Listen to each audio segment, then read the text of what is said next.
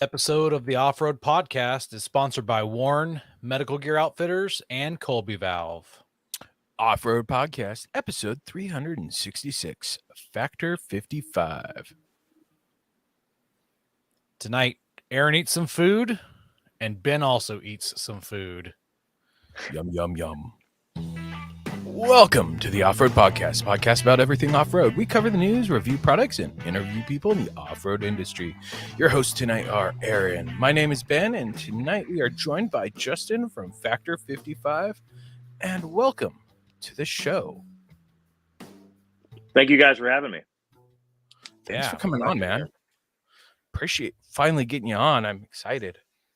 Yeah, man, I was really stoked that you guys reached out, and to be able to be here and to do more of these has been like super fun, man. I love the kind of format and the style of this, and so it's really great. So thank you guys so much for doing this, and congratulations, man. 366 episodes, man. Good for you guys. That's awesome. I wish we would have had you on like 11 episodes 55. Back. Yeah, that would have been great. That would have been a home run. We'll have you back. We'll have you back in 89 episodes. You can be episode 455. I'm ready, man. Update, and then when we get to triple 55, 5555, then we're talking. That'd be dope. That'll be dope. The Weekend Review is brought to you by Medical Gear Outfitters. What are you waiting for? Are you waiting to have a casualty on the trail? Check out medicalgearoutfitters.com to get straightened out. Medical Gear Outfitters has everything you need, whether you're going out for the day or traveling on a year-long expedition. Head over there to get off-road specific kits that meet all of your needs. And while you're there, make sure you use Off-Road Podcast for 10% off. We've already got some comments here. Someone's fanboying. Says Justin is my favorite. Thank you. It says Facebook user, so I don't know who it is because they're going through our Facebook group and haven't entered their name. Yeah. Oh. So. Well, whoever you are, thank you. I wonder if it's I probably Andy, know though. you. So. It might be Andy. It might be Andy. The jump into the first aid kits. I had mine and I needed it today. Oh, really? Yep. At the pool? No, before the pool. So we were on our way, and Henry got a nosebleed. And of course, I did not have a million napkins in my glove box anymore because I cleaned out the Forerunner. So I ripped out my first aid kit and I threw it back to him and said, "Grab some gauze." There you go. So yeah, it's right the on. simple things in life, Just right? wrap it around his head like a Yep. mummy. I told him to use the tourniquet around his neck. tourniquet. It stopped. Yeah. Yeah, Unfortunately, CPS is on their way, so I might not make the whole show.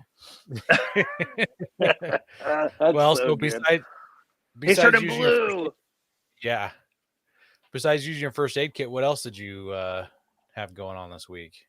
Not much. I gotta go drive down to Centralia, I think the place is called, and hang out with some friends and eat some food. That's always a good day, and that's literally all I've done because it's been too damn hot. Yeah, it has been too hot. I've got all those parts waiting for me to do the front end of my truck, and I just couldn't go out there because when I get off work, it's 95 to 100 degrees at the house, and I just can't go work outside under that heat. So apparently that is Jesse Rockstar that says that they you are the favorite. Justin. Hey girl, hey. So I also went to, there you go, super cute. So I also went to Centralia and ate some food. So the Centralia, food Washington? Yes, sir. Yes, sir. I have a crazy story about that place. Yeah, I bet there's a lot of people that have crazy stories about Centralia. Yeah. So we went there and we went to a buddy's piece of property and we filmed an upcoming episode that we did on taste testing freeze-dried camp food. So in a couple weeks, we'll be dropping that episode. And the results will be surprising. Not really. Yeah. Don't eat the stroganoff. We did eat there was that. stroganoff. We did, but it was the vegetable beef stew from Zora or something. Oh, that one, That yeah. You really didn't like that one. it was it tasted like dirt.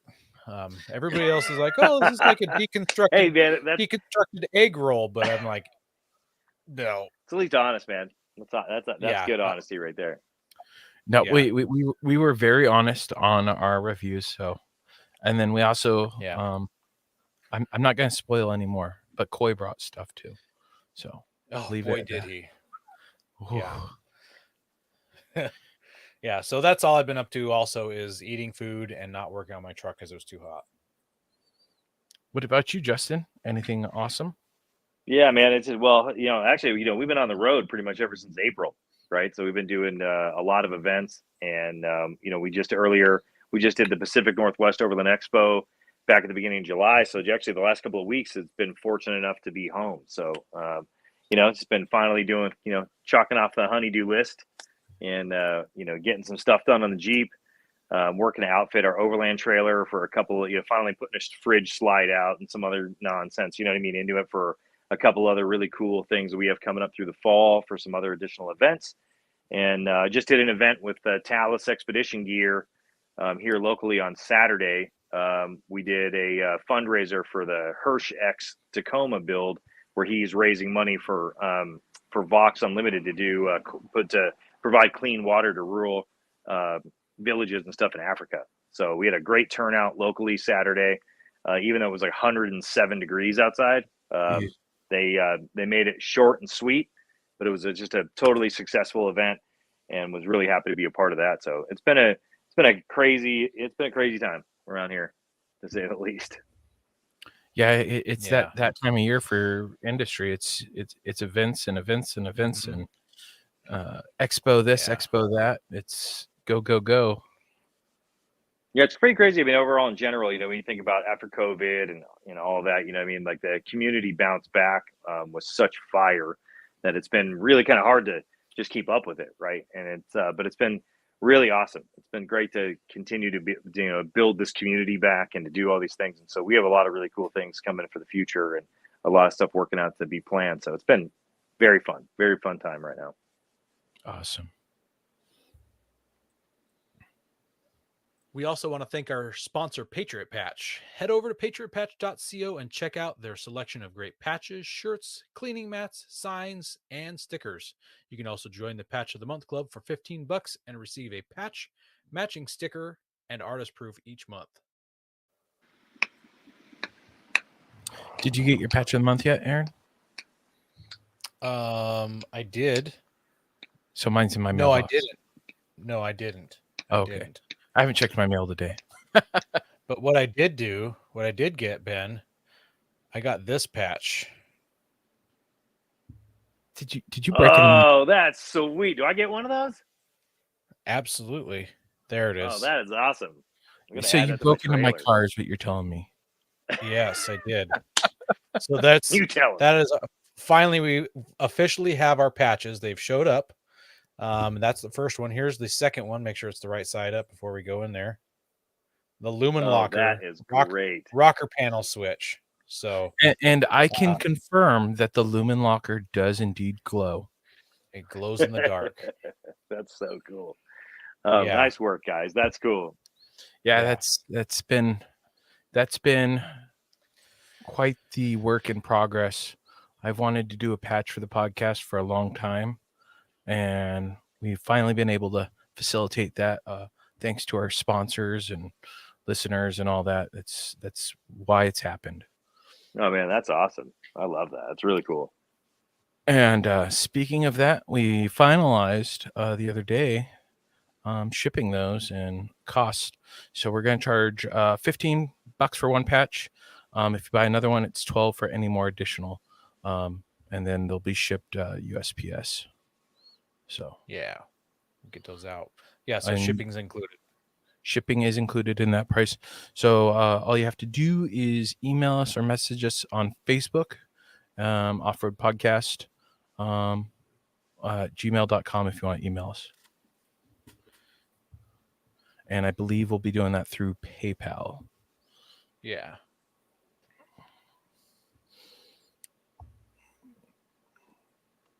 Have tire troubles ever left you deflated? Colby Valve has got you covered. Ever have a valve stem leak? Colby Valve makes reusable and easily replaceable valve stems that don't require you to remove your tire from the wheel. They work with your off-road rig, ATV, side-by-side, commuter vehicle, or even your tractor. Never be left stranded again because of a busted valve stem. They also have a tire repair kit for those punctures that keep you away from doing your favorite thing, wheeling. Make sure to check out colbyvalve.com or ask for them at your local off-road products store.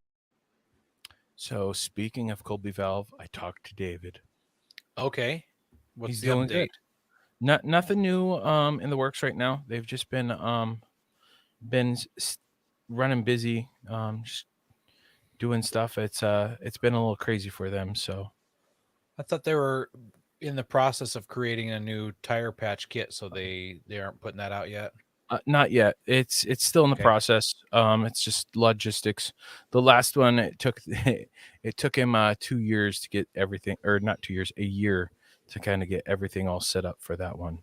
So Gotcha. this one, I think, with them trying to do it in house, there's more logistics and making sure they're getting the right suppliers and all that, and shipping right now, shipping containers from overseas when you need like the patch kits and all that, not cheap. Yeah. So Well, our first news story here comes from Motor Trend, and it is about the 2025 Rivian Adventure Van. So this is an artist rendering. It's not the actual van. And there's not a lot of details coming out about this yet, but they say that they are making an adventure van. We don't know if it's going to be on the like the truck and SUV chassis, because they've got the R1T and the R1S, or they also make a commercial van chassis that Amazon uses for their Prime delivery services. So could be one or the other. It would make more sense to be on their truck chassis in my brain. So well, it depends if the van chassis has a larger battery, which would allow for more battery capacity. But I mean, if I don't know if it is or not. But Yeah. the trucks, from what I've seen a couple outings with Rivian online, and they look pretty decently capable for what they are. Yeah. It says that like I said, there's not a lot of details, but they're assuming that it could have any of the engine options that either of those vehicles have, which could mean as much as 1,200 horsepower and 1,200 foot-pounds of torque, which should be just enough for off-roading. To say the least. Yeah. If my 08 JK can and get up something, that would be pretty good. yeah.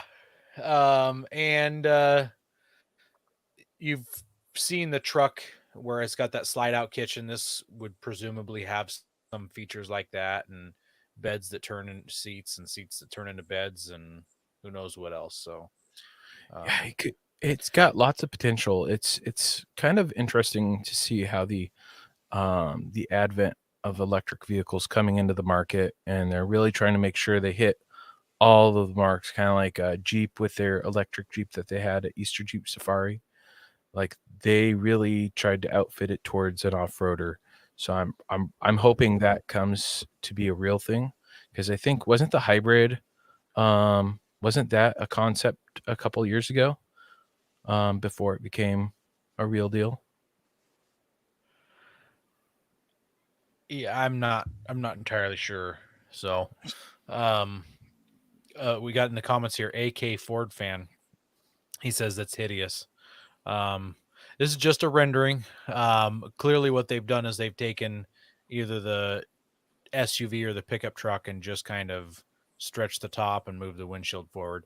It kind of reminds me of what the Gambler 500 guys do when they do some Photoshop work. So Of That's Jeeps? exactly what I was going to say. So true. yeah, That's those good. guys, those guys have amazing Photoshop skills.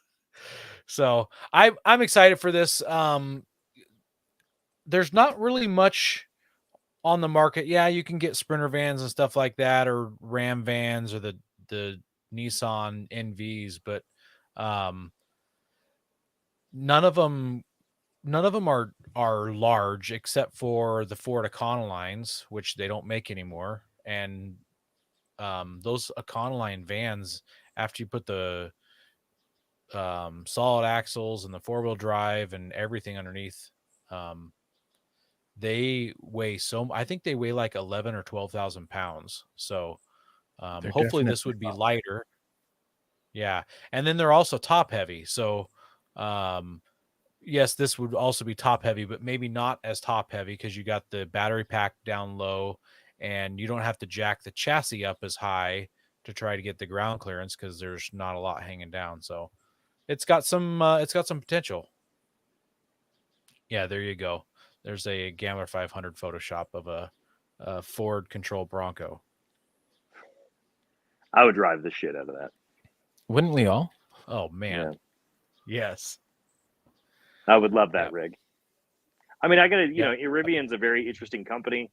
You know, kind of something that maybe a lot of people don't know, but we actually OEM a recovery kit for Rivian.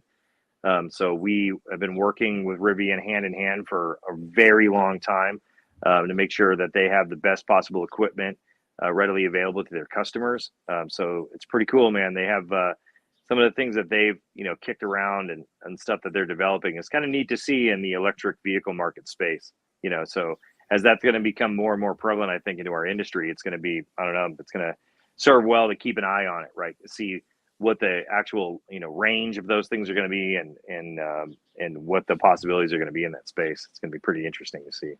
Yeah, it's the Absolutely. range has always been a factor for the electric vehicles that I think has really hindered it for the off-road community to really embrace it. Well, the 4 low, right? Yeah. You think of anything else like being in 4 low and the amount of torque you're going to go through there in order to try to move those vehicles up the side of a mountain, right? It's not just like a 300-mile range or that kind of thing, right? You got to think of it more in the amount of bursts of energy and the distance that you're trying to travel, and especially with expedition style travel. So, I mean, geez, but look at the solar technology. I mean, just a couple of years ago, man, that was like still really confusing and really hard to get a hold of, and now it almost exists like pick it right off the shelf, run your fridge for however long you want off grid. You know what I mean? It's pretty amazing, man. So I'm kind of curious to see what they're going to do in the advancement of that technology. Yeah. Yeah, I agree. Well, our next news story is the recovery gone wrong that I'm sure most of our listeners have seen through their different social media channels. I think it was like a Ford Super Duty. We got some pictures here. It's a Ford Super Duty. Yeah. So long story short, don't connect a recovery strap, a recovery rope, above nothing to a receiver hitch, to a ball, anything like that. They're not rated for recovery, but we're going to go into a little more in depth since we got Justin on the show. Unfortunately for this circumstance, it's perfect timing because you came on the show, so we can kind of break this down a little bit. So what can you tell us about this, Justin? Yeah, so this started getting shared around a bunch of the different recovery groups just over the last, early last week. And then finally some permission was granted to allow some of the groups to start posting the photos. And then even we as a company, Factor 55, we shared the pictures. And I was really conflicted about doing that for a number of reasons. One, because at first it was a lot of wishy-washy things. There was no confirmation of what exactly had happened, right? So I'm not really a perpetuator of trying to post like fake news or making up stories, right? Just like even with the destructive testing and all the empirical data and evidence that we use for the transparency of our products and our company, I'm not one to just like kind of like spread any false narratives, right? And so I purely shared the photos out of like a educational standpoint for something that could go wrong, because at that time when we shared the pictures, we had not known the guy's name. His name is Ryan Woods. That it actually was fatal and he unfortunately died because of this incident. So what had happened is he got stuck there in northern Arizona, and then another truck had tried to come up to assist him that had an 8-inch drop hitch. And so they had actually taken a static strap, which you can see in the photo there. Probably looks like about a 20-footer, which is quite a short strap. It appears to be single ply. So usually about anywhere from a 2 to 3 inch wide single ply strap will have a braking strength right about 20,000 pounds. So you even put in an average to think about just the small amount of load that actually took that drop hitch, because the leverage and literally sheared it off of the hitch, and it flung it back and shot it through the windshield. And in one of the pictures, you can actually see where it actually came in and deflected off the steering wheel before impacting him. Yeah, right there. So, unfortunately, he died because of this accident. And it just was, and you can see, and there's the drop hitch right there. So at the top part of there, you can see where they probably rolled it up and grabbed onto the main arm of it, which was creating all of this leverage that just sheared it off the back of the hitch and then just shotgunned it back through there. So it's unfortunate. And my sincerest condolences go out to Ryan Wood's family and all the people that were involved. Since sharing that post, we end up having, I end up talking with the fire chief, the commanding officer that was on scene at the incident. And crazy enough, while they were there dealing with that situation, he said that there were 5 more recoveries just like this that were happening around them. So, it's that time of this month. Well, dude, it was this time of this monsoon season. You can see the stuck mud right there, the whole thing in northern Arizona. And so it's purely trying to put out good information and education to avoid this from ever happening again. Because, I mean, clearly, if you even look at one of the picture of the side of the vehicle, the side shot of the vehicle there, you can see that look how far he's buried.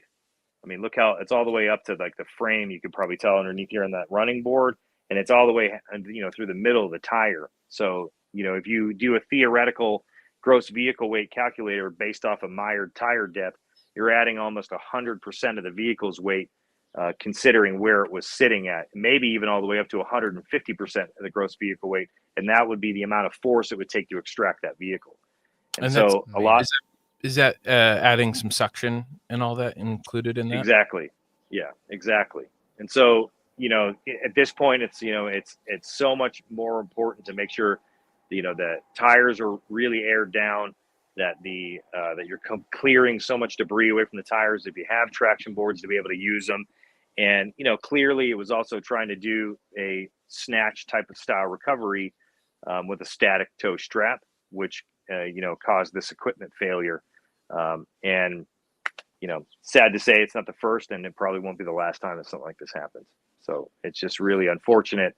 But it just it hit the internet like fire. And so in this photo right here, this photo is actually from a different accident. So this is the same kind of similar situation. It was like on a drop hitch or a longer hitch, and it actually sheared off from that place. And so we shared some of these photos to say, it's not a single instance, right? It's not just one time that this can happen. This can happen a lot, and a lot more people should be aware of that. Yeah, and there's I gotta say I've only heard of balls shearing. I didn't even know that hitches would also shear. So that's a new one for me. Yeah, I mean, a lot of it is like when you think about welds, right? I mean, a lot of those things are just welded gussets or things that are on there. Most of them are imported. There are not that many of them that are made here. So it's also about the quality of the steel that's being used. Depending on the climate that you live in, whether you live somewhere that's got a lot of salt water or rust or something like that can affect into those hitches and all kinds of things. I mean, there's just so many different factors really that go into it, and you have to make a judgment call and try to be educated enough to make the best, mitigate the risk and make the best call of the bad scenario. But yeah, man, it just is really unfortunate. It really, really sucks that had to happen. Yeah. And unfortunately, it could have been mitigated with, having the hood open, proper. Yeah, I mean, having the hood open could have helped. I mean, I think that it would have deflected some of the force that was coming out of there for sure. Um, you know, a lot of guys like there's a lot of ways to look at that, right? To unbox that, where static polyester straps like that are meant for just static pulling. They're not meant for that shock load and that burst of energy to go through there. Yeah, it's really unfortunate, especially for all the parties involved. Looking in the back seat, it looks like there's a car seat back there, so some kids not got their dad coming home, and then we've got the driver, who I'm sure feels very bad about this whole situation because he's just trying to help him, and it could have even just been his friend trying to help him, and that's a lot to put on someone's shoulders. Yeah, man, it's a pretty devastating event, and to have it happen as publicly as it did, like apparently his wife is the one that gave the permission for the photos to be allowed to be shared, just as a thing to help to make sure something like this never happens again, because it's completely avoidable, and it's but that's a problem when it comes to doing vehicle recovery in general is inherently dangerous, right? And with I think I get it, and I get into this a lot when we're teaching recovery classes, or when we're having these discussions, because ever since like COVID, people stopped. They ran out of their Netflix, and they ran out of their TV shows, they ran all the stuff, so they had to get the things that they wanted and the data from somewhere. And so a lot of them turned to YouTube, and so there's so much misinformation and opinions from uneducated or non-trained people, just because they're just blurting their nonsense all over the internet because they have the platform to do so.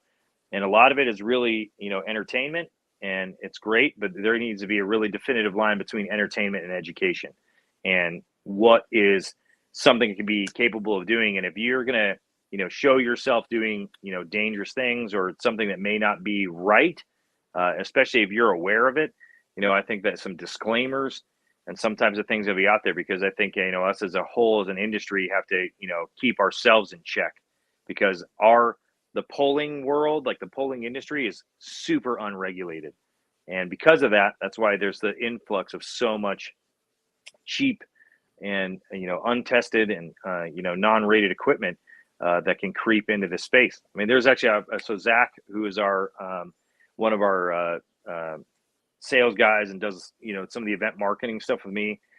Zach was heavy wrecker in the Marine Corps and Motor T, then worked for Halliburton in the Gulf. And I mean, dude, he's got, I don't even know, 20, 30 rigging certifications from Crosby and all these things. And so when they were on the job site and doing all this stuff, they would have shackles that they would have to use.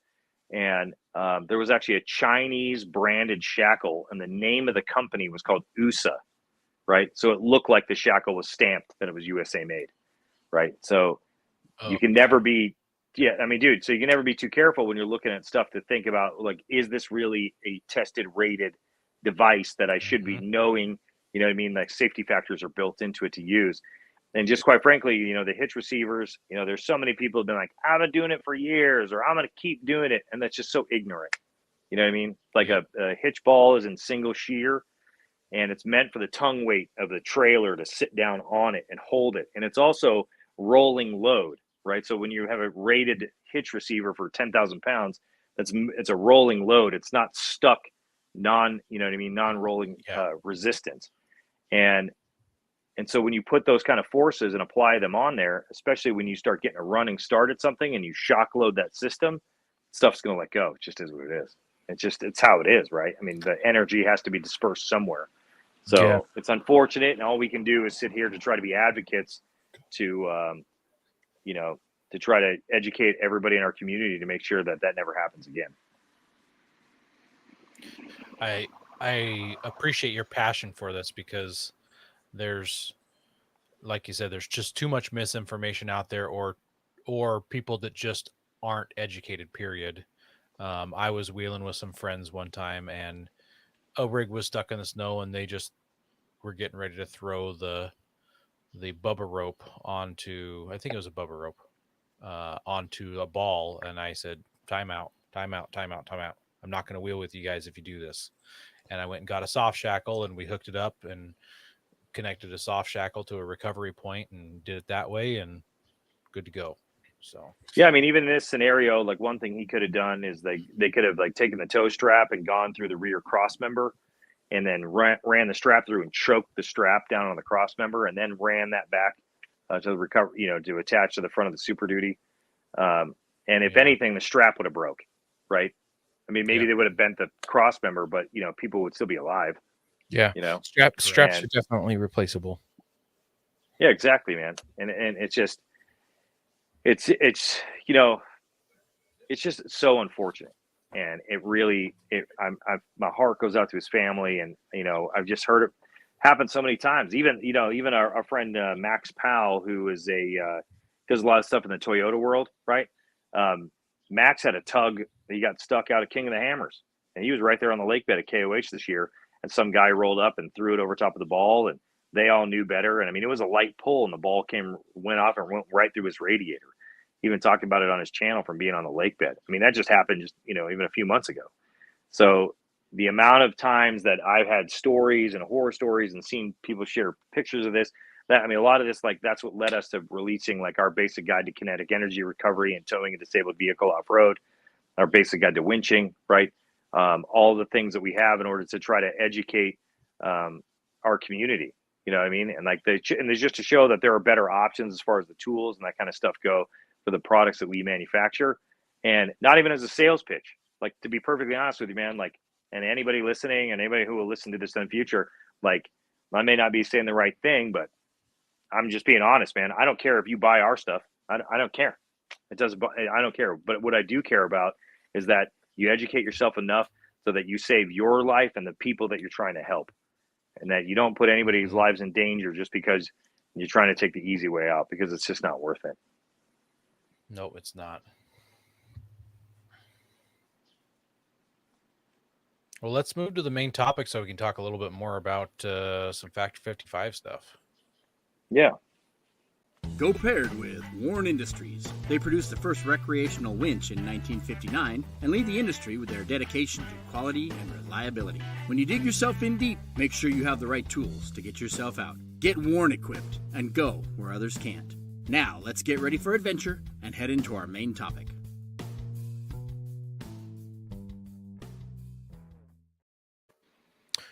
Well, tonight, if it's not apparent yet, we're joined by Justin Andrews from Factor 55. But before we talk about Factor 55, we need to talk about you and get to know you a little better. So let's start off with our Fast 5 facts. New or old vehicle? Both. Summer or winter camping? Gotta pick one. Hold on, Ben. Don't let him get away with it. Okay. No. Well, define older, I guess I would say. If I could own a flat fender, I would, but I blame Brian Crofts for that market skyrocketing. So, that guy. But I right now it's a new vehicle because my JK is getting motor swap, but I have a diesel Gladiator right here. Okay, there we go. That's Okay. good. I like that. That's acceptable. Summer or winter camping? Oh man, I got to be honest with you. I got to say winter. We love our snow camping ourselves. Yeah, man. Yep. Rock, sand, snow, or mud? It's definitely. Oh, that's such a tough choice. It's not mud at all. I hate mud. I hate it. But I would definitely say the race car in me loves the sand. The Jeeper in me loves the rocks. But man, I still love the snow wheeling. Who doesn't? I know a few guys. They're weird, but I still call them friends. Favorite vehicle brand? Oh, it's Jeep. That's why the JK is broken down, right? Figured. Yeah, well, it'll come back. It will live again. So, and then favorite vehicle, favorite tire brand? Oh, favorite tire brand. I love BFG. Man, another one of you BFG fanboys. Yeah. Can't help it, dude. I mean, honestly, spreadsheet. Quick anecdote about that. So when I first got in the off-road industry, we started doing a lot of like events with like Spiderweb Shade and Carolina Metal Master, CMM Offroad, and all these guys, and they all ran BF Goodrich, right? And at the time, I think Nitto was really developing into their off-road tire stuff, and I was really interested in Ultra 4 and really interested in the hammers and that kind of thing. So I was like, yeah, man, Nitto's going to be where it's at. And then it wasn't until like, you really look back onto it and I think, I was like, BFG is my grandpa's tire, and then, but dude, like you started like, we got involved with them, and the amount of what they do to support our community in the background for Dakar, Baja, all of like the off-road competitive stuff that they do. It's a made in USA tire. I mean, I've had, in fact, dude, the KO2s that are on this Jeep, I put them on this Jeep in December of 2016, and I'm just now replacing them. So they've been a phenomenal tire. And it's not like, dude, it is a Jeep, so it's broken down a lot.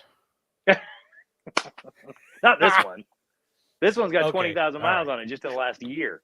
So, you know what I mean? It's been, so for BFG has been a real kind of big home run for us as far as a brand goes and a tire goes. So I'm really happy to be partnered with a company that cares as much as they do about our industry, for sure. Yeah, definitely, it's hard not to see them in the industry helping support events and all that. I think it's the subtle things, right, dude? Like the little Baja Champion is on the sidewall. None of these tires get that unless that tire wins its class at the Baja 1000. It's pretty cool. That is cool. Well, now that we're done with the Fast 5 facts, why don't you tell us a little bit about you? So how did you get started into off-roading? Yeah, so that's actually a pretty crazy story. So what happened was I was actually, I'm an open water open water scuba instructor. So I was in, after 2008, when the market crashed, I had moved to LA where my son was living, and was going to take a job teaching scuba out in Maui. And then, it just was like, some one thing or another didn't work out. And I actually moved back to Idaho at that time. And when I moved back to Boise, I had finally gotten around to buying a 4-door JK. And I had thought it was like going to be like super cool. And I was going to take the doors off and go camping and like be this cool guy. And a buddy of mine, I used to bartend a lot. And a buddy of mine was actually one of my door guys. And he was like, hey, man, you ever heard of King of the Hammers? And I was like, that sounds crazy. Like, what's that about? And he's like, told me all about it and like what was going on with that. And I was like, dude, and never did I think that I was going to end up going there every year for the rest of my life. You know what I mean? Like, so it was pretty wild, man. Like my intro into it. So I didn't really grow up with Jeeps. I went to college for music. So I played the saxophone. I played in a ska punk band. And we used to tour all over, and that was like, it was a lifetime ago. But it kind of led me there. I never thought motorsports was going to be my career. I never thought that I was going to get involved with the company in the way that I did. But I was the first employee at Factor 55 and helped build the brand. And I've been here now almost 10 years. Pretty crazy.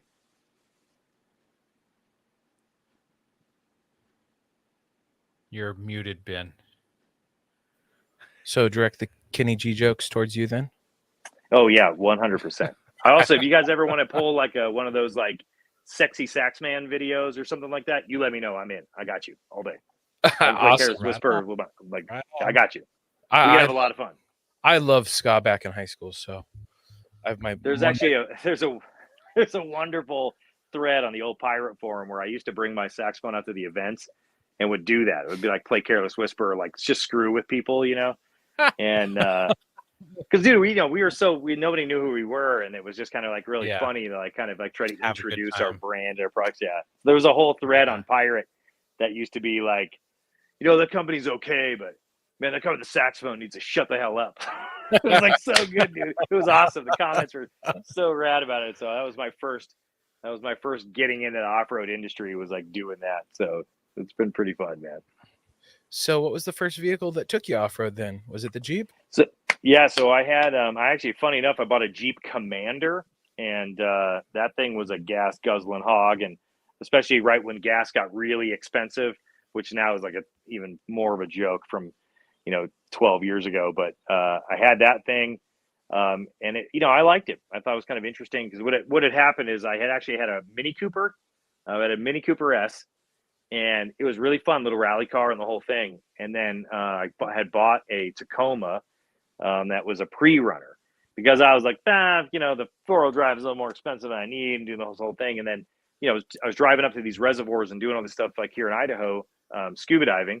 I got stuck, and then had to be like, go ask the guy in the big Dodge Diesel, like, hey, bro, can you help me out? Like, I got stuck. And then I remember thinking to myself, like, I'm never not going to have a 4-wheel drive vehicle like ever again. Like that's never going to happen in my life. Right.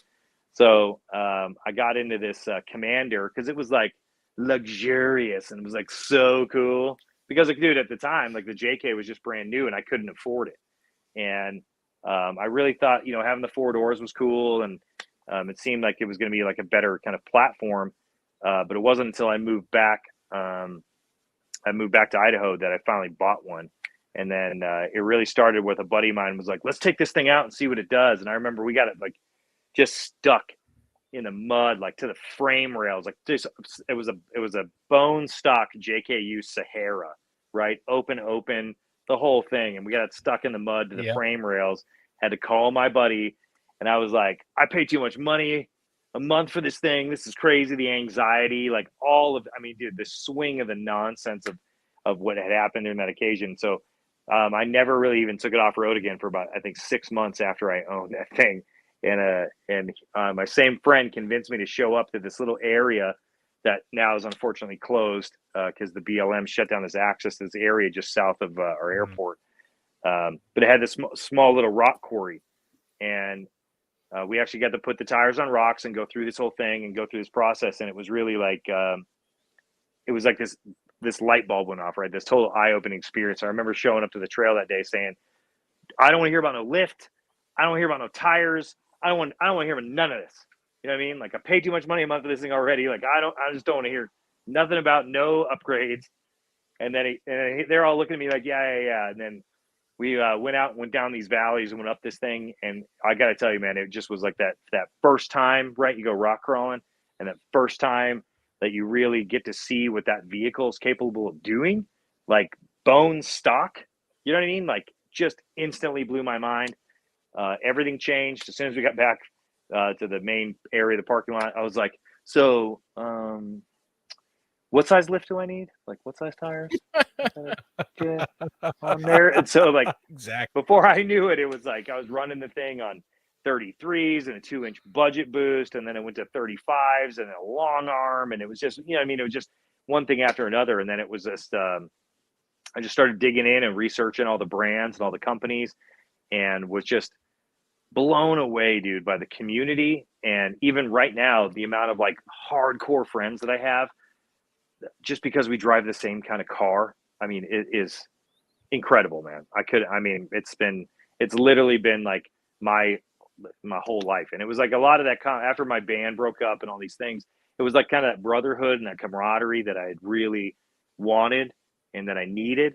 And so, for my passion for off-road and for this industry and for, our products and our company and all this thing, our whole community, really comes out of the fact that like it served a purpose in my life that changed everything for me. And I love every aspect of this. You know what I mean? And I love what you guys are doing and what all the organizations that were supporting for public land access and all these things. You know what I mean? I love all of it. And so it's I feel so fortunate every day, man, that this is what I get to do for a living. Yeah, I believe it probably truly helped having that great community right there at the start when you're learning to really pull you in and lift you up and show you. There's been so many people I've run across where they have that first bad experience and then they never want to do it again. They're like, oh, what if I blow my engine or I do this? I'm like, well, you learn so you don't do it again and you improve. Yeah. I mean, you're talking to a guy who's hydro-locked an engine. I've been stuck so many different times, so many different places, and it's the friends and the community you make that really help. Yeah, man, it changed everything. I mean, my Jeep's spent plenty of time sleeping in the desert without me. I'll say that. Yeah, so it's been, like, look, I mean, I didn't know anything. I barely knew how to change my own oil, dude. You know what I mean? When I got into this, to now being able to like pull axle shafts out the side of a mountain and to understand like how the vehicle works and all these things. I mean, you get obsessed with the things that you love, right? And just like when I started with scuba, like I got certified for scuba, became, I went through and became got rescue dive certified, became a dive master, then became an open water instructor, right? I get involved in things and I get obsessed with them. And this was just this was like that next thing that I got into. And I've been really fortunate that to be able to make it a career. So I just love this so much. Do you have a most embarrassing moment on the trail you might want to share with us? Oh, so yeah, well, man, there's so many. Just pick one. Just pick one. Well, in light of kind of recent tragic events, there was a guy, kind of a rest in peace man to a buddy of mine. His name was Clay Petty. Clay was a trail guide in Moab. So my first, and this story's gotten brought up a lot, over the last few weeks. But Clay actually jumped into Colorado to try to save a woman. And assist her because an elderly woman had fallen in the river, in Colorado River, and he was swept downstream, and unfortunately he lost his life. So shout out to Clay's family and all of him. He was a brilliant guy and a wonderful trail guide in Moab, but he was like our first trail boss when we went down to Moab. And I remember like it was like first day there. I just met a lot of these guys. It was my first Easter Jeep working for the company. It was all these, I was trying to represent the brand well and doing all these things. And Clay, who, former Marine and just a fun, avid mountain biker, even the whole thing, the guy was just a wild man. And he was actually standing at the front of his Jeep, in between like the stubby bumper and like the front tire, he was standing kind of right there taking a piss. And I totally just like didn't realize what he was doing, like while I was standing up there. And so I come like, boop, boop, boop, boop, boop, like walking around the corner and like, whoa, dude, like there he's in his full glory, just taking a leak, didn't even realize it. And, and he looked up at me. I'll never forget this, man. He looked up at me and goes, "Pretty big for a white guy, huh?" It was so good. It was so good, dude. So that was probably one of my things to be like, yeah, man, I should know, when somebody's in the front of their rig just standing there, just let them do their thing and then go find out what's going on, right? Stay away from the peas. Absolutely. So you've mentioned a few places that you've gone wheeling. Where is your favorite place to go wheeling? Ooh, that's a great question. Jeez. That is so hard. I would say just in a general sense, I'm just going to say Sand Hollow in St. George. I'm going to say that for right now. Mostly because I think that the amenities to the town, being so close to the trail systems, the amount of access that they have, the amount of difficulty and the diverse terrain that's in one small little area, I really, really love wheeling the Sand Hollow. It's pretty phenomenal. I mean, for that type of rock crawling, right? For that type of like hardcore wheeling. Expedition travel, views, that kind of thing is way different kind of thing. But I think just for general purpose, like wheeling, that offers like a lot of it. I love the events we get to go do down there. Yeah, Rich Klein has really done a lot for that area. We had him on before the first Trail Hero. Oh, wow. And he was talking about it, and we got invited on, and it was right when my son was about to be born, so I was like, I can't make it. And now it's like, I want to go, but now it's around my son's birthday.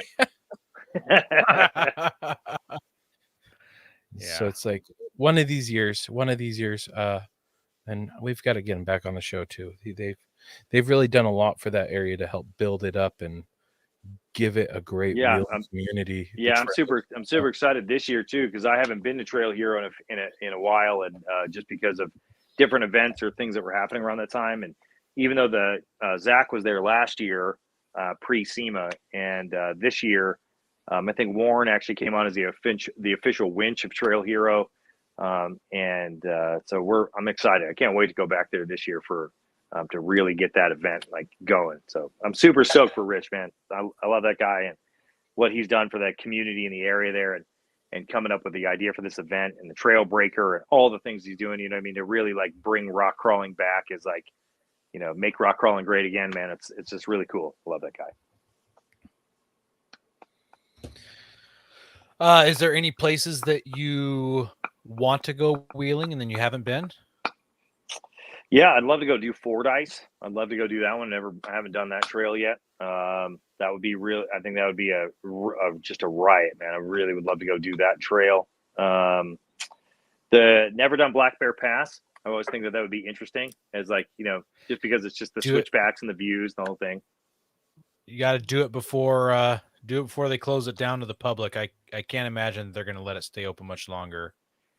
Yeah, exactly. Well, dude, exactly. So there's some of those little type of things that you know, I think that were like to chalk them off, you know, because you hear those same stories from Moab, right? The guys that used to run lines back and do those things, and so be kind of interesting to go try to hit some of these other places before they get shut down.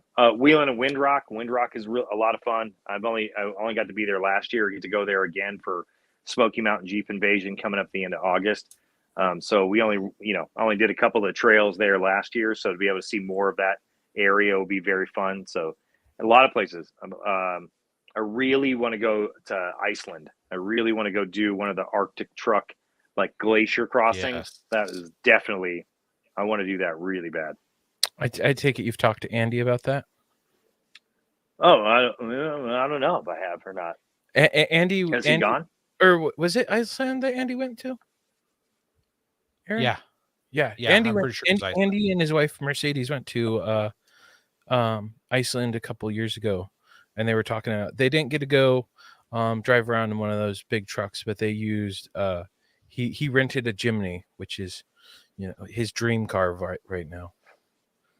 Oh yeah, I've talked to him about his trip there for sure. Yeah, but that's one thing I was telling him about too is we've been thinking about going back there for a long time. We went, me and my wife went in 2018, and we got tattooed while we were over there, and the whole thing. I mean, it was just awesome, dude. It was an incredible experience, and so to actually go back and work this out with like Arctic trucks or do one of those like actual, backcountry adventures like that is definitely on the list to do. I really want to go back there and do that. Yeah, I feel that one. That just sounds, going international and exploring like that just sounds amazing. Well, we should talk about some Factor 55, and I'll start us off here because I believe the first significant introduction was the ProLink. Was that like your guys' first product, or were you guys doing machine stuff? Yeah, so the very first product, in fact, it's part number 00001, is our winch lock bolt. Actually, that was the very first product that Mike ever came up with. And then that led into the ProLink, was the very first winch line shackle mount design that he had come up with, was the ProLink.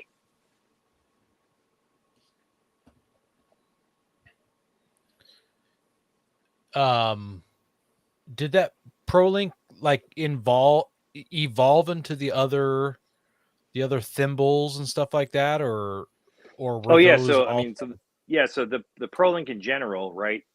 There were a couple other safety thimbles and some other kind of items that were like that were available on the market at the time, but they were for synthetic rope only, and they were splice-on parts. You had to have them spliced on the end of synthetic winch line, and they wouldn't work for steel cable. So Mike had always thought about this idea. So our company president and founder, his name is Mike Costa. We call him the father of closed system winching. We also refer to him as the Dusty Wallet because Mike is also half Japanese and doesn't like to spend money. So that's why you don't see that many T-shirts, or why I only have a tank top and you don't. So that's just so you know. He's not really much of a swag thing. He didn't even buy you sleeves. That's right, man. That's how cheap he is. Just want to keep that.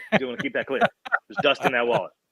So Mike was not one for for the overspend, right? He's always been like that, and it's kind of become a kind of a running joke for us. Makes a hell of a margarita though, and but they so he came up with when he first designed the ProLink. Mike went to Cal State Fullerton, so he's a mechanical engineer by trade. He worked for Ford Aerospace and Lam Research, and then he was actually wheeling the Rubicon back in the early '80s with Chris Collard, who's in the Off-Road Hall of Fame. Steve Sasaki from Power Tank, and they used to take their beat up Toyotas and roll into the Rubicon. And like, he has one of the original, dude, he's got one of the original like Marlin crawler boxes that Marlin signed. And I mean, like, I mean, the amount of things to hear him about trying to put 35-inch tires on a vehicle in like 1981 and thinking about trying to put 37s on something and narrowing a Dana 70 and doing all this stuff by walking around and going into like hot rod shops and thumbing through the phone book, right? I mean, no internet, you know what I mean? I mean, no forums. What's I'm telling you, dude, I'm telling you, dude, it's some of the things that he will tell you about. He is crazy, right? To think about what he was doing at the time, just to try to elevate his own rig. And so as he worked for Ford Aerospace and Lam Research and all these companies and military satellites and semiconductors and all these things, he'd always had in the back of his mind this idea to create like a safer winch attachment point that would have been made out of like aircraft aluminum and titanium and these other things that would be a lot safer to use, and something that could not only be used, something that was designed to be used with steel cable, quite frankly. So that's why the original the ProLink product was kind of developed where it was something that could work with steel cable and synthetic rope, and then all of the iterations for the end of the winch line basically all kind of developed out of that space, right? So then it kind of just it rolled into the foldable shackle mounts, like our FlatLink line. The advanced, some of the advanced stuff like the FlatLink E that went into like, the military aspect and the race stuff with like the Ultra Hook. And then we started making the industrial products that led into, rigging components. And then it's just one thing after another cascaded over the last decades for us to, start developing, developing not only these winch line shackle mount products, but the whole suite of all the USA made recovery gear that we offer. I remember seeing the ProLink for the first time, and I'm like, it looks like a little nipple on the front of that Jeep. Dude, so funny enough, Mike used to, when he first started the company, he said that he was like thinking about naming all the products like the Prince Albert, or like, you know what I mean? Like naming them all like like sex toy names. So every time I hear that, I always like laugh about it and be like, he was this close, man. It was this close to being something ridiculous that the company was named for. It'd be crazy. So yeah. I remember saying that my dad had seen it at an event, and he's telling me about it. I'm like, it looks like a nipple. Like I can't take it too seriously. And then he started breaking down like the titanium pin and the aircraft grade aluminum. I'm like, oh, they actually put some thought into this. This isn't just some hodgepodge China product that people are trying to pass off. And then seeing all the other products developed after, I've owned a handful of Factor 55 products. So yeah, it's awesome. Yeah, man. So yeah, it really came into this whole thing to really like kind of show this a safer connection point, right? I mean, when you're going to use, the thing with conventional winch hooks is that they were designed for vertical lifting, right? Hooks were designed for lifting, where the load would stay in the center of the hook while being lifted, and so the gravity would keep it in the center of the hook. And so when we're pulling, like off-road, and we're dealing with tension and slack in our winch lines, and you're getting momentum from wheels, and you can outrun the winch coming in and all these things, all that rigging tackle can get sideways, and that's when hooks can fall off. They can tip load and they can open. A lot of them are, cheap metal, and can even break under heavy duress. So there's a lot of, there's just so much stuff that gets involved when it comes to safety factors and that kind of thing that we put into all of our shackle mount products. And that was really kind of what like launched the whole idea on the start of the brand. Nice. In the earlier days, I noticed that you guys put out a bunch of testing videos. Are you guys still making those and sharing them? Yeah, in fact, so the last round of destructive test videos that we did was last October. So we go in and use the test. So we actually did a lot of our testing right here locally at a rigging company called Boise Rigging. So they have a hydraulic test bed that can pull up to 250,000 pounds. And so we've done all of our proof load testing and then all of our destructive testing right there in that bed.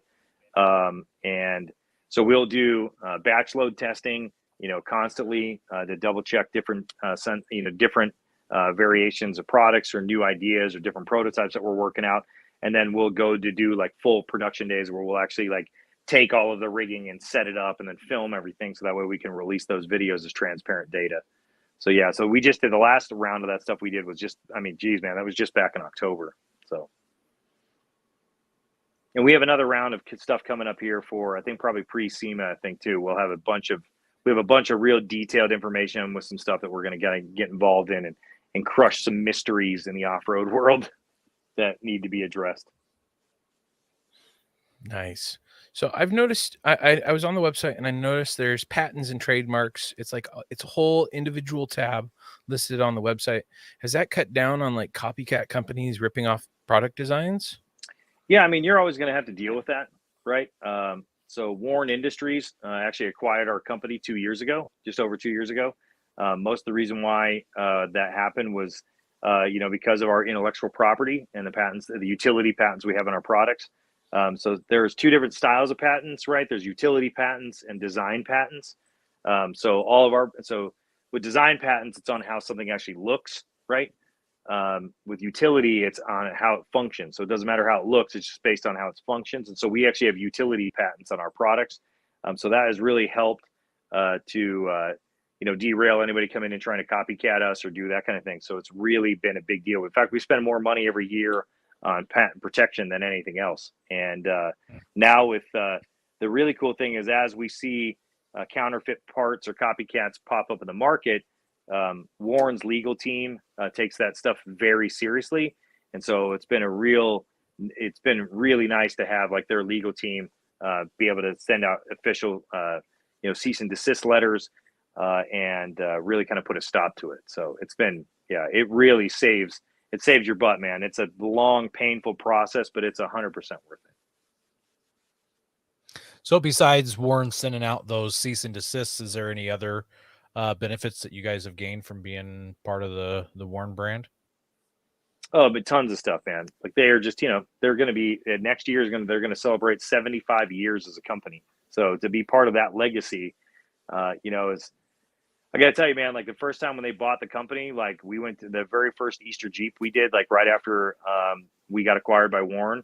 Like I'm standing there at Easter Jeep and had no idea, right? And they open up the trailer and do the whole thing. And they roll out like the event T-shirt, and it's got the big Warren logo and it has the Factor 55 logo like right underneath the Warren W. You know what I mean? On every shirt they were selling at the event, and I was just like, oh man, like I did that. You know what I mean? Like so rad. So Right. It's been really cool, dude, to be able to get to work with that team and to be part of such a wonderful company like they are. For the amount of the design work, the innovation that they've had, what they stand for integrity as far as a brand goes. And dude, the people that are working there are some of the best people in the entire off-road industry. So it's been an incredible experience. We know that all too well. Andy Linthal is one of my favorite people in the off-road industry. So yeah, man. So now to be able, where I had years where it was like, there was this tension and like, can me and Andy be friends? And like, now I get to work with that guy every day is like the best. I mean, dude, it's just the best. It's the absolute best, man. I'm like, and again, I still can't believe I'm here. You know what I mean? To be able to like, even at KOH this last year, they had the Warren Go Prepared printed down one sleeve of the hoodie and had Factor 55 Equipped to Explore printed down the other. I mean, like, dude, are you kidding me? It's like, I came up with that. It's like so crazy. Like, to be like a part of this and to be like, man, you know what I mean? Like that I never thought like a decade ago that, with that type of thing would happen. And I would be able to get to like be a part of like the largest winch manufacturer on the planet. It's pretty crazy. It's really cool. It's nice to hear that joining.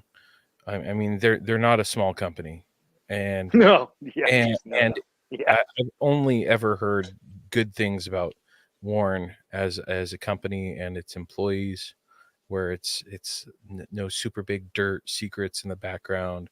It's only been like people with integrity that love their products and only want the best for their dude. I mean, for the vehicle, for the reliability, their customer service is second to none. I mean, dude, it's crazy what they're up to as a company and as a brand, and every day going to work, man, is like kind of it's been just a real joy, man. And so to think about where we can go from here, even already what we have done and what is still yet to come for how they're structured as a business, dude, it is going to be like, it's going to be awesome. Upwards and forward. Awesome.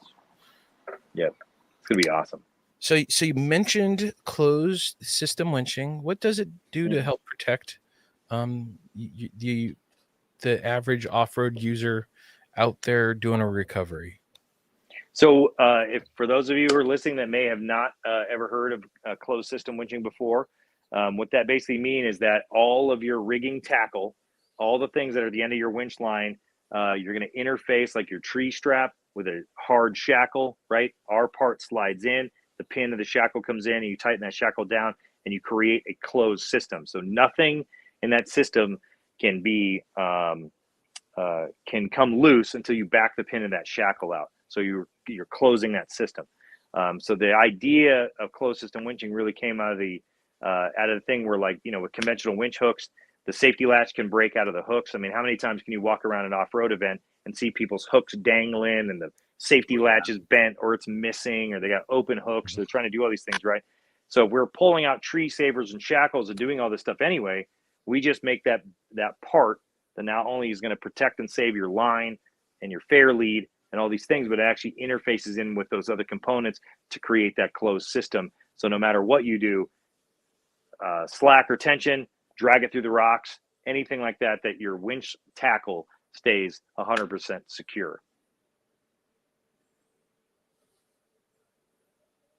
I've noticed that you guys sell Crosby branded steel shackles.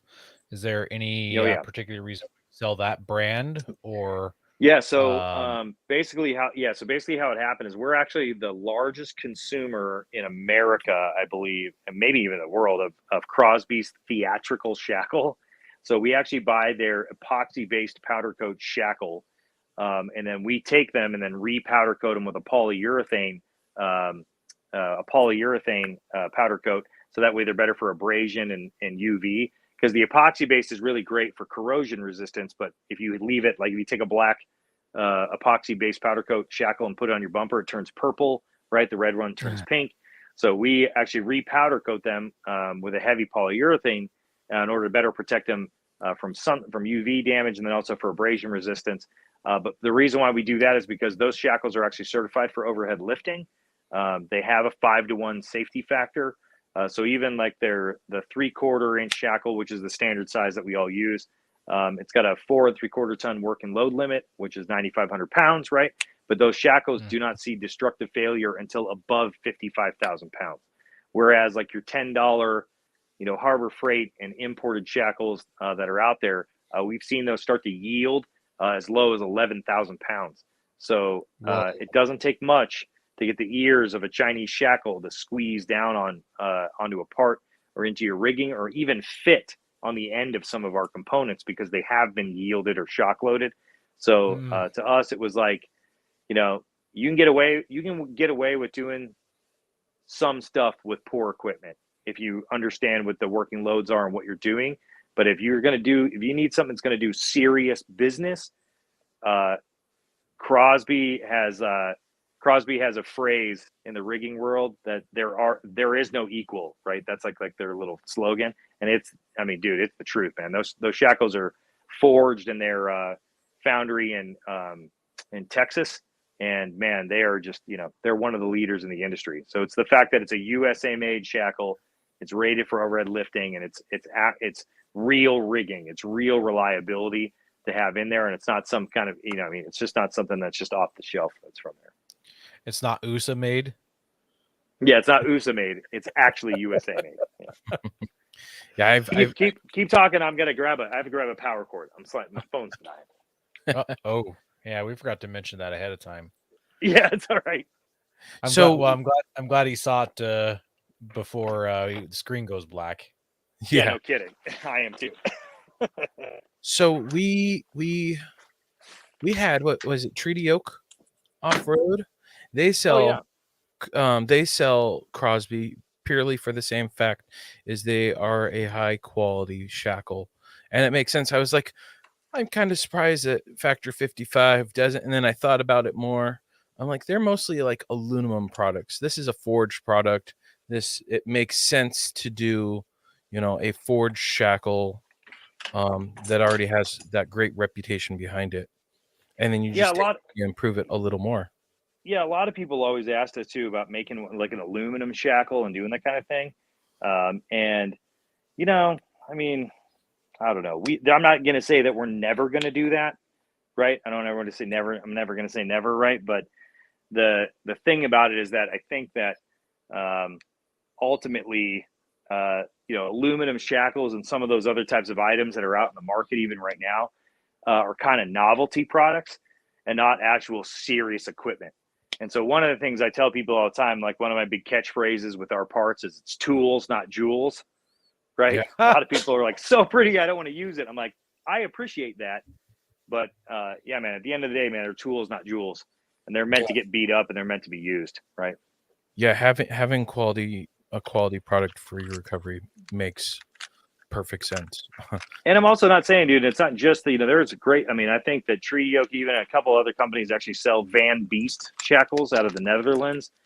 So there's some other like really high quality, heavy duty alloy shackles that are actual real serious rigging components too as well. So it's not just Crosby. There is Columbus McKinnon. There's a wonderful manufacturer in Oregon actually that does a lot of stuff in the logging community called Skookum, and Skookum, like dude, they're shock loading and jerking and choking a lot of stuff in the logging community. But their 3/4 inch shackle, for instance, has a 90,000 pound breaking strength. But I mean, dude, it's like a $70 shackle. I mean, it is not cheap. Whoa. Yeah. Wow. You get what you pay for. Yeah. So Factor 55 was one of the first U.S. companies, because we'd seen them before, the what some have dubbed death donuts or synthetic pulley blocks. Death donuts, pretty good. Yeah, I heard that term so many times, and it's like, and then you'd see all the YouTube test videos and all that, and then you guys turned around and you came out with a design to help make them safer. What went into that? Yeah, so that's kind of an interesting. Yeah, that's pretty funny actually. Like the rope retention pulley, we kind of stayed out of that space for a really long time because we thought, well, like I mean, how much more advancement can you really get into? You know what I mean? Those the little wheels, and we kind of like looked at it, and the thing about it is anything that's been done as far as like a snatch ring or a friction ring or any of those types of devices, those things have existed in the marine industry for 60 years, even made out of aluminum. And before that, those types of pulleys and wheels, if you go around, have you ever gone into like a maritime museum or gone into a place like that and like looked at ship rigging, you'll actually see like those same type of pulley wheels that were actually carved out of wood, that are on a lot of old ships. So the idea of this thing has been around that long, right? Since people were on the water sailing. And so just to make it out of aluminum, one of the first companies I know of that was doing it was a company called Harkin, that makes a lot of competitive sailing products. And so all it was other companies adapting the same idea over to off-road. There was no uniqueness to it. It was a billet aluminum piece and hard anodized and brought into the market, just like soft shackles, just like synthetic winch line came out of the marine industry and was adapted over into the off-road space. So what we did is by looking at that design and thinking, okay, well, like how could we make this thing and make it better than what existed out there? So we started with taking the inner diameter and raising it out so it was wider. So that way, as the soft shackle is running through the loop, it's not pinching onto the legs of the soft shackle, don't pinch onto the sides of the pulley.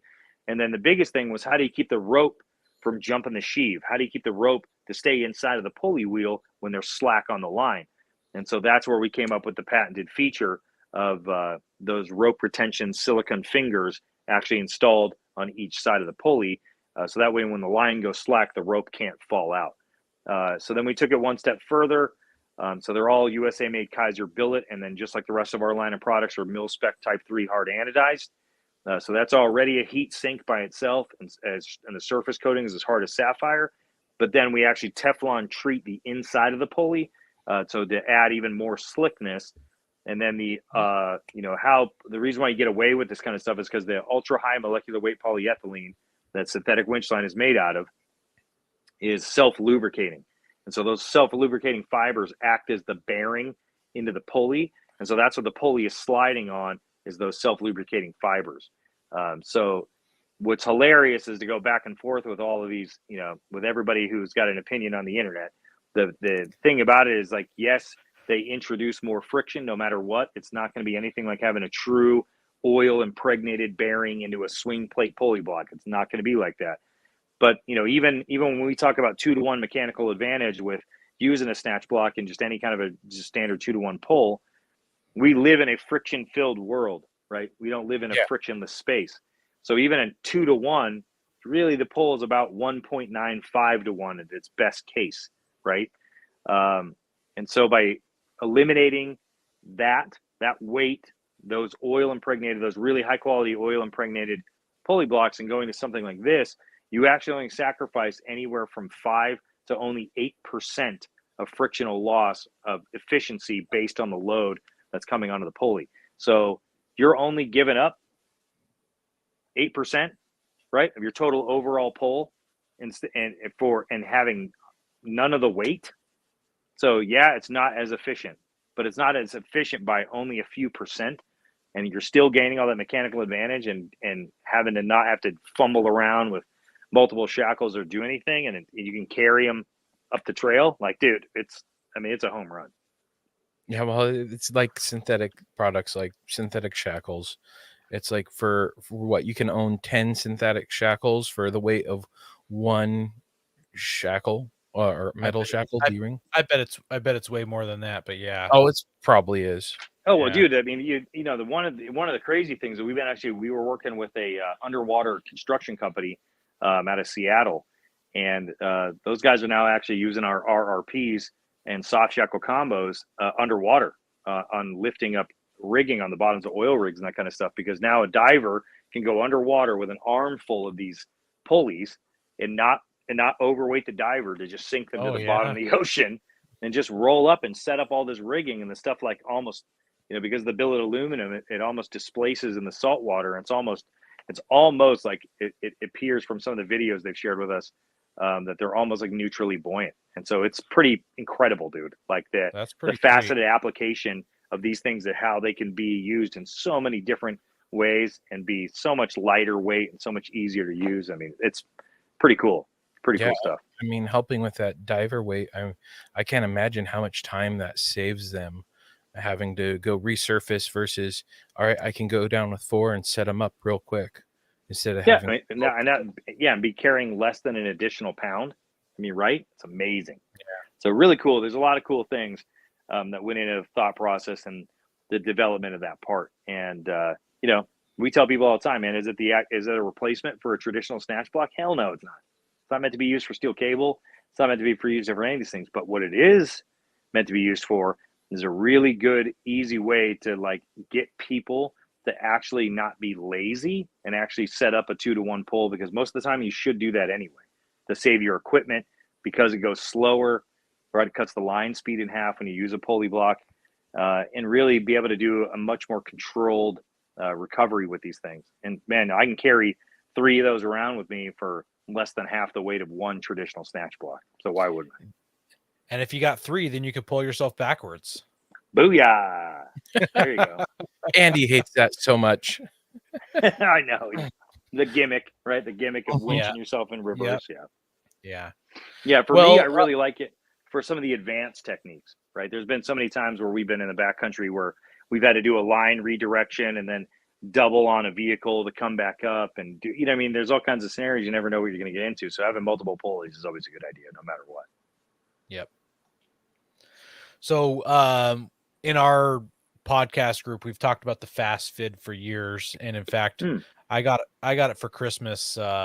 It's probably been 4 or 5 years ago. I got it for Christmas. Oh, cool. In fact, as I was on my list, and as I opened it, no one in the room had any idea what it was, and I was super stoked. And it was like, well, it looks like a knitting needle and a Chinese finger trap. I'm like, that's exactly what it is. And I told them what you do with it. No one was wowed by it, but I was super, super excited. And I carry it in my recovery kit, and I use it a lot. But and it's actually been on Ben's Christmas list for a while.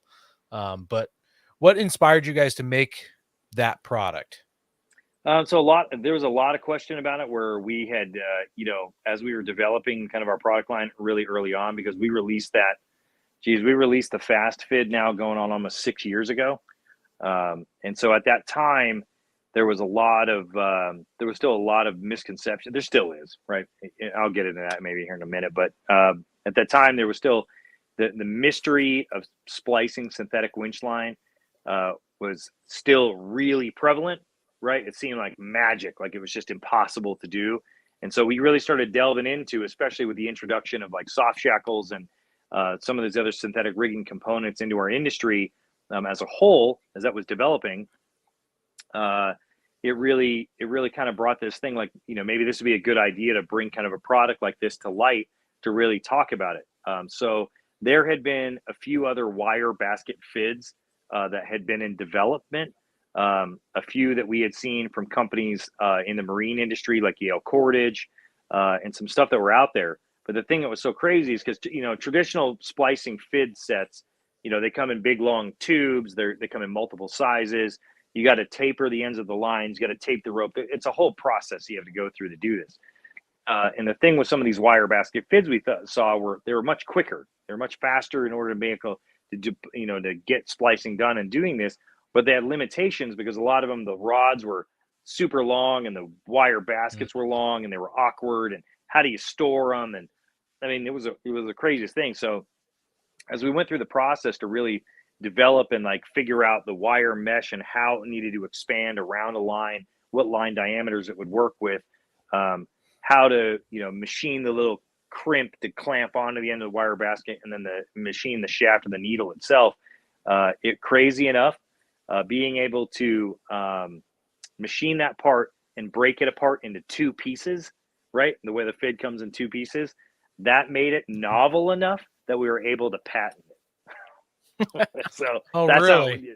So that's just how it worked, man. It really was like there was kind of stuff that was around that kind of existed a little bit like that, but because we were able to take the design and fix the problem, that made it to be able to be a patentable product. And we're kind of like, the idea of just really releasing the Fast Fit was kind of just out there, right? I mean, because dude, the reality is when you really get into synthetic winch line, I mean, dude, I can splice rope with a Bic pen and a piece of tape. Like, you know what I mean? It doesn't. I hear that so often. I'm like, why do you want that? You can just use a pin and tape.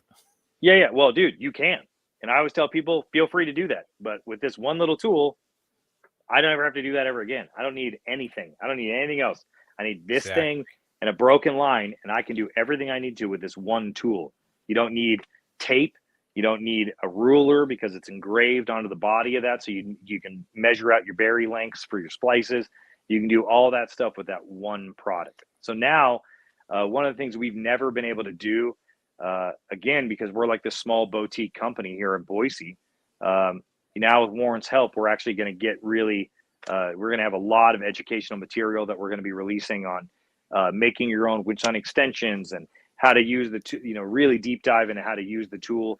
And even with some of like the advanced technique stuff where I came up with what we call the hammer loop, which is basically making a soft shackle at the end of the Ultra hook that I developed with the guys with Ultra 4 Racing.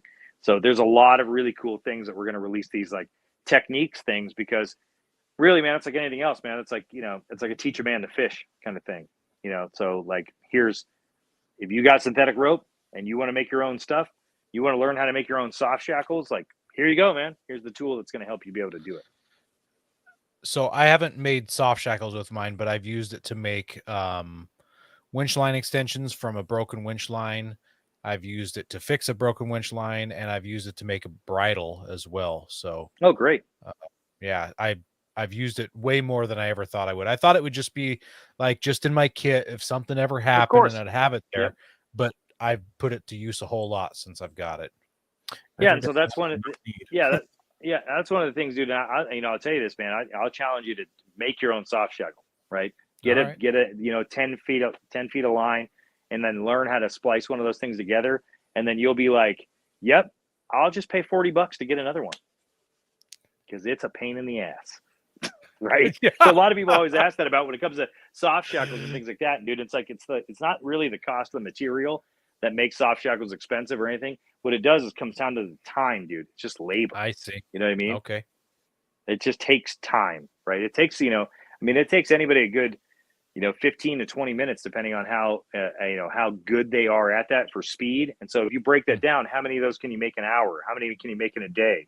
Yeah. So when we go to one event and sell like 100 soft shackles at one show, I mean, geez, man, that's a lot of time and labor that went into that. You know what I mean? So one of the things that we do is even with all of our rope and that kind of stuff, we only source it through Cortland here in the U.S. So they're U.S. sourced fibers. And then that's why every single synthetic rigging component has individual serial numbers for material lot traceability for every item that we make on the synthetic rigging side. So out of that aspect, it really becomes one of those things where like, yeah, man, here's the tool. You can make it yourself if you want to, by all means. Have all the fun you want, but if you want to just make it easy and just give me two $20 bills and a high five, then we can just get on with our lives. I think I'd rather do that. I trust it more. Does that? Well, dude, we pre-tension the knots, right? So once they get done, they get put in a machine, they get pre-tensioned, and so there's a lot of these extra care steps that go in there that make them to be a lot more reliable and stronger. Does the serializing, does that like help if you guys ever have like a bad batch? Are you like ready to throw out the recall? Be like, hey, if you bought this batch, it should be located on this tag. Oh, 100%. That's absolutely. Awesome. It's also it's for life safety, right? And it's the same thing for selling to the government, the military, and all that kind of thing, right? So if there's ever a problem, you can get right back to the desk of the person that put it together. You know what I mean? It makes a huge difference in the traceability. The same thing with the aluminum that we use. It's all USA made Kaiser billet. And so there's lot unit numbers on every single group of, lot of aluminum that comes into the shop. So yeah, man, it's very important for that in the back end, especially when it comes into large scale stuff, when you're dealing with, when you're dealing with the government, right? And you're dealing with utility companies and, in that industrial space.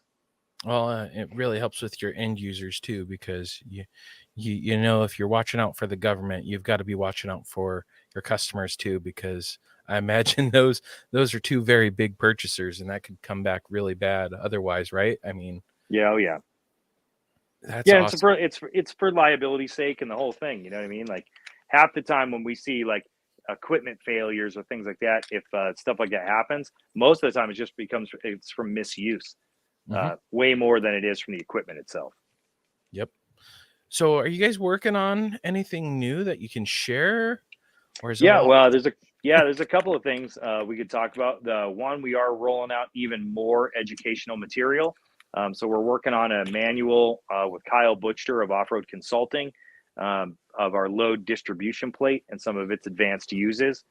We are working on an entire new series of educational material for winch line extensions, right? A lot of more splicing videos and those types of things. And also with Warren's help, we're doing an entire educational series of just practical winching applications and rigging how-tos and don'ts and do's and don'ts. And and for the first time ever, some like real legit focused educational content with Warren. Stuff that we've just never had the time to do, man, right? Because we've been in the office or at a show or having it, to do things, and we just haven't had the time to like stop and really cultivate and the process to make videos or to edit those things. So now Warren has really started to give us the freedom to be able to do these things way more than we ever thought possible. So right there, right, like you can see how all that rigging is bound up on that one shackle, and so now you could be able to use like the LDP to contain all that rigging and why you would use it and how you would use it, and so there's so many other things that once we get to really show people some of these advanced techniques that we've been using for years and working on, to really be able to be like, wow, that could have maybe helped me in this situation, or man, I really didn't know that I could do this if I had that device.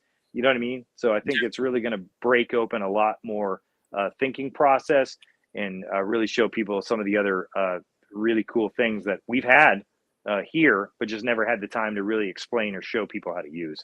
Yeah, that I saw that load distribution plate when it came out, and I was like, that's awesome, because it's really gonna help split up that load and make the pull that much safer. Yeah, you can put your pulley block like wherever in between two trees if you need to, right? It's great for. I had an instance where we were snow wheeling when my JK was still running, but we came up around a corner on a 90 on a switchback, and we got bead locks and aired down to nothing. Then an F-150 was slid off the side of the trail coming up this 90, and I pulled up to the top of the trail and was sitting there. Then I ran my winch line out to a tree with the load distribution plate, took the pulley, redirected down to his truck to a second pulley that came back up to the LDP. So I had a redirection from my winch line, the 2-to-1 mechanical advantage on the truck, going right back up to the LDP with all the load going to the tree instead of my Jeep.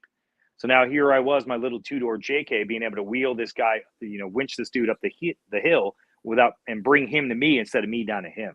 That's awesome. There's so many cool like advanced techniques that you can use with that device that so many people are not even aware of. So that we're really gonna it's limitless, the stuff that we have yet to come. We have a whole new line of industrial rigging we're working on. Warren is like an OE supplier to a lot of tow companies. So we're developing a ton of stuff in the industrial and utility space. And man, it's just like, dude, we haven't even scratched the surface yet of the things we have yet to break open into. That it's going to be exciting to see what you guys come out with. I'm a gear junkie. I'm like, oh, this looks cool. We should have them on. We should talk about this. It's like the Dead Man when it came out, and I'm just like, that's cool. That's handy. Yeah, it's great. Yeah, and you get all the skeptics of oh, that's kind of, you could do this or this instead. I'm like, well, what if you can't?